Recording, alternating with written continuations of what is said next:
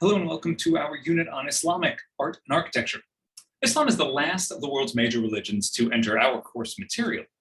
That's because it was founded in the early 7th century and rooted deeply in Judaism and Christianity, Jewish texts, Christian texts, but it developed in a region where Arab polytheism was the most common religion, and in many ways it developed kind of against that larger context.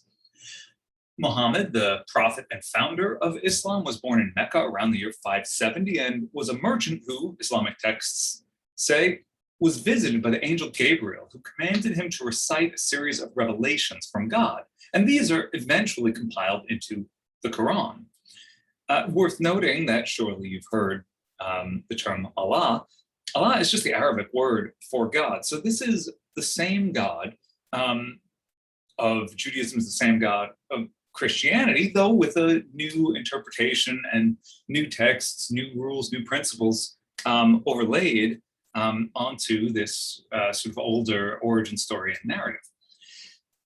We'll consider the origins and principles of Islam, and then look at a number of major and minor works of Islamic art and architecture, including the earliest work of purpose-built Islamic architecture, the Dome of the Rock, which is a remarkable building built on an equally remarkable layered historical site.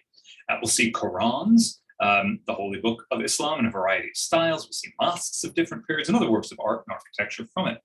But it's worth noting that Islamic art as a category is a little different than other kinds of categories. So, for example, Christian art is art explicitly for Christian use, as opposed to, let's say, French art, which is art from France.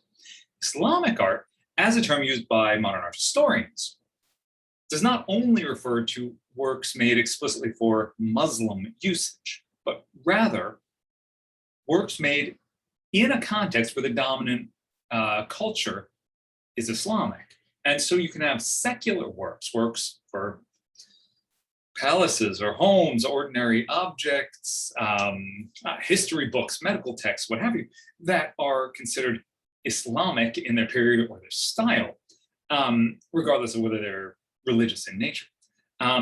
So Islamic art does not refer to the art of a specific place. That's because Islam is a global religion, it's everywhere, nor art that is explicitly religious in nature.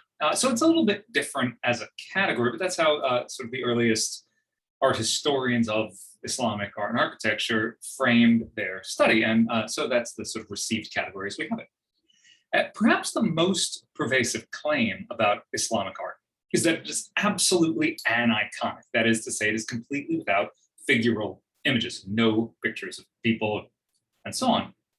But we'll see, this isn't really accurate.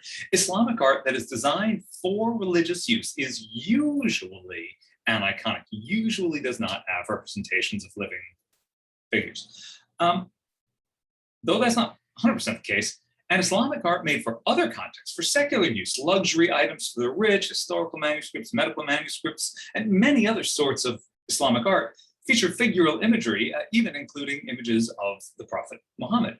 And so we'll see some of that in here. Note that Smart History covers more historical ground than we're actually going to. Their Islamic section goes far further in history than this course covers. So we're only going to do the early and medieval because that's the scope of this course. So enjoy this material. I think you will find it really interesting, incredibly rich, intricate, fascinating, and beautiful to study.